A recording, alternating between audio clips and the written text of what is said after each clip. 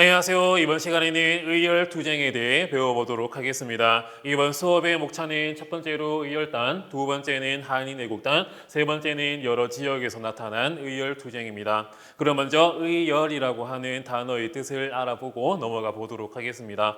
여기서 의자는 정의할 때 의자로서 오를 의라는 뜻을 가지고 있으며 열자는 매울 열자, 사나울 열이라는 뜻을 가지고 있음에 따라 의열이라고 하는 단어의 뜻은 열정적으로 정의로운 행동을 한다라고 이해를 하시면 될 것 같습니다.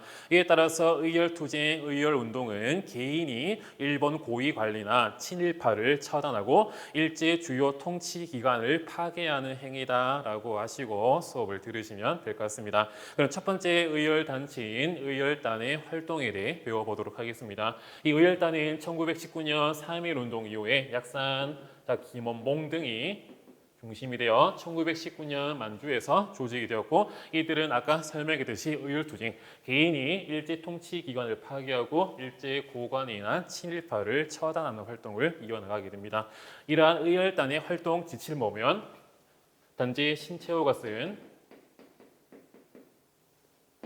1923년에 작성이 된 조선 혁명선언을 활동 지침으로 삼게 됩니다. 이 조선 혁명선언의 주요 내용을 보면 주요 엘리트나 영웅이 중심이 되어 독립을 이끌어내는 것이 아니라 민중들이, 일반 백성들이 폭력이라고 하는 수단을 통해서 직접 혁명을 달성하여 독립을 쟁취해야 된다라는 조선 혁명선언을 의열단이 활동 지침으로 삼고 활동을 지속했다라고 이해를 하시면 될 것 같습니다. 그다음에 의열단의 주요 활동을 보면 박지혁이 부산 경찰서에, 최수봉은 밀양 경찰서에 폭탄을 투척하게 되었으며, 김익상은 조선 총독부에 폭탄을, 김상옥은 종로 경찰서에 폭탄을 던지고 총격전을 일본 경찰과 벌이게 되었으며, 김지섭은 일본 궁성에다가 폭탄을 던졌으며, 나석준은 동척에다가 폭탄을 투척했다. 이러한 의열단의 활동은 일본한테는 상당히 공포와 두려움의 대상이기도 했습니다. 그럼 이어서 의열단의 발전 상황과 변화 상황을 보도록 하겠습니다. 이러한 폭탄을 던지고 총격전을 벌이는 등의 개인의 암살 파괴 중심의 의열투쟁에 김원봉 등의 의열 단원들이 한계를 느끼게 됩니다. 일본이 끄떡이 없었기 때문이겠죠. 이에 따라 가지고 조직적인 항일 투쟁 노선으로 점차 그 방향을 바꾸어 나가기 시작을 했습니다. 첫 번째로 중국 국민당의 군관학교라고 할 수 있는 황푸 군관학교에 의열 단원들이 입학을 하여 주요 기술 등등 전수를 배우게 되었으며, 심지어 1932년에는 직접 조선 혁명 간부 학교라고 하는 무관 학교를 설립하여 독립군들을 기르게 되었습니다. 나중에는 1935년에 중국 관내, 중국 주요 땅 내의 독립운동 단체의 통합을 목적으로 1935년에 민족 혁명당 결성에도 김원봉 등의 의열단 계열이 이런 단체 통합을 주도하게 되었습니다. 이 민족혁명당은 나중에 다시 한번 더 보도록 하겠습니다. 그럼 이어서 한인애국단의 활동을 보도록 하겠습니다. 이를 조직을 보면 대한민국 임시정부의 침체를 극복하고 인정의 활기를 불어넣기 위함이다라고 할 수 있습니다. 1923년에 임시정부에서 국민대표회의가 결렬된 이후 많은 인사 요인들이 인정을 나가게 되고, 이에 따라서 임시정부가 위기의 순간을 겪게 되었다라고 배워봤는데요. 이러한 침체를 극복하고 활기를 불어넣기 위해, 그리고 또 중국 국민당과 중국군과 더욱더 큰 연대를 위해서 1931년 상하이에 김구가 중심이 되어 이 한인애국단이라고 하는 의열 단체가 만들어지게 됩니다. 한인애국단은 한 명을 죽여서 10,000명을 살리겠다라는 목표를 가지고 활동을 하게 되는데요. 주요 활동들을 보도록 하겠습니다. 먼저 이봉창의 의거가 있습니다. 이봉창은 도쿄에서 일본 천황의 마차에 폭탄을 투척하게 되는데요. 근데 모르고 일본 천황이 아닌 다른 마차에다가 폭탄을 투척을 했고, 그 폭탄의 폭발력도 약했다. 하지만 결국 투척을 해서 나중에 사형을 당하시긴 하지만, 당시 살아있는 신이라고 하는 일본 덴노에게 폭탄을 던졌다는 행위 자체만으로도 일본은 상당히 큰 충격을 받게 되거든요.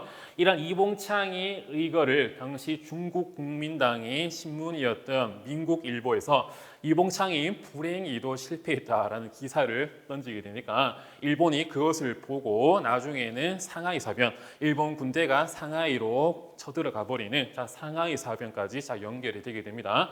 이런 상하이 사변이 일어난 이후에 윤봉길의 의거가 일어나게 됩니다. 일본 텐도 천황 일왕의 생일이기도 했고 상하이 사변의 승리를 기념하기 위해서 상하이 훈코 공원에서 여러 가지 축하 행진, 축하 퍼레이드가 일어나게 되는데요. 이때 윤봉길 의사가 들어가서 이들 단상에다가 물통 폭탄을 투척을 하게 되고 이에 따라서 일본 육군 대장이라든지 일본 군부의 핵심 수뇌부들이 죽고 다치는 그런 결과를 이끌어내게 됐습니다.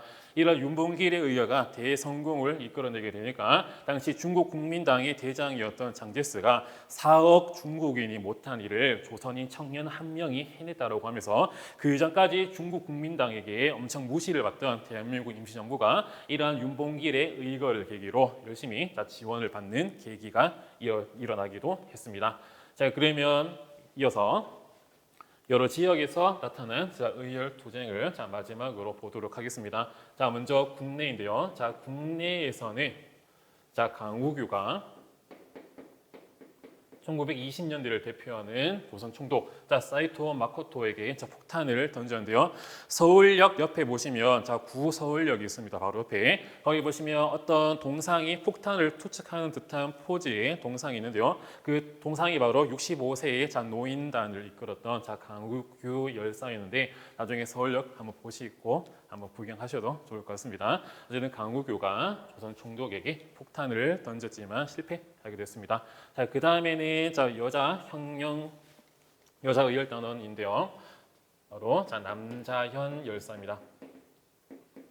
자, 영화 암살에서 전지현 역할의 모티브가 이 남자현 열사라고 할 수 있는데요. 조선 총독 암살 작전에 참여를 하기도 하셨고 일본 관동군 사령관 암살 계획이 발각되어 순국하시기도 했습니다. 광복전에. 자, 그 다음에는 타이완인데요. 타이완에서는 조명아 열사의 활동이 전개되게 됩니다.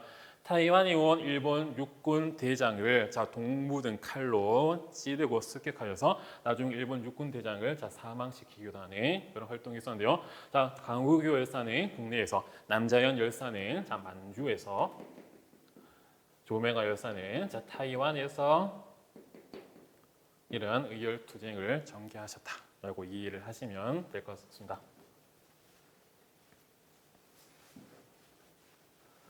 선생님이 이 강의 찍고 있는 날이 8월 15일 광복절인데요. 이런 분들한테 그리고 또 역사에 이름을 남기지 못하셨지만 조용히 노력을 하시고 희생하신 그런 분들에게 감사한 마음을 가졌으면 좋겠습니다.